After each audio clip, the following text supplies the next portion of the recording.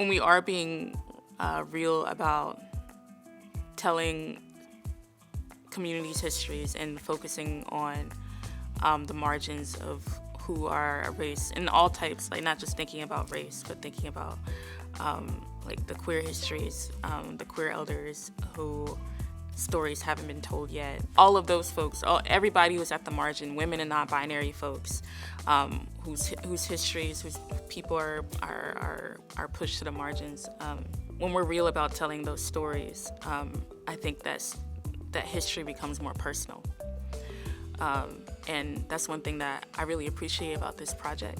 And even down to the idea of like some of the histories that we're talking about, people are related to those folks. You know, we're not just talking about the person down the street that you have no relationship to, or like the person who's on the other side of the country. Like, this is a very personal history.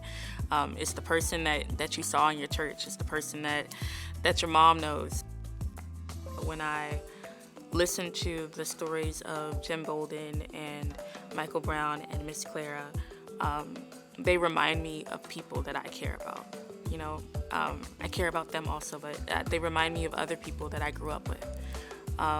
Like, I just saw Miss Clara today. Miss Clara reminds me of so many aunts and so many,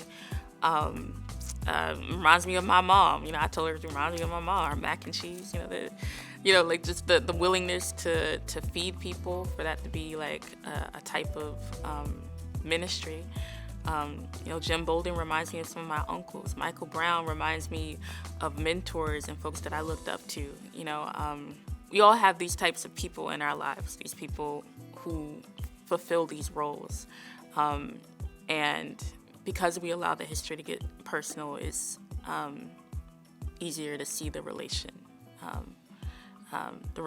between all the other people in our lives who also haven't gotten their flowers, who have also been doing the things that we in our community needed them to do.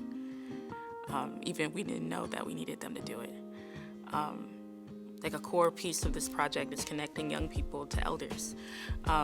And also like giving elders their flowers now, and not saying we're gonna wait, and not saying we're gonna wait for someone else to give you an award. Like, no, we recognize the power of what you went through and what you did. So while we have the power, we're gonna honor you.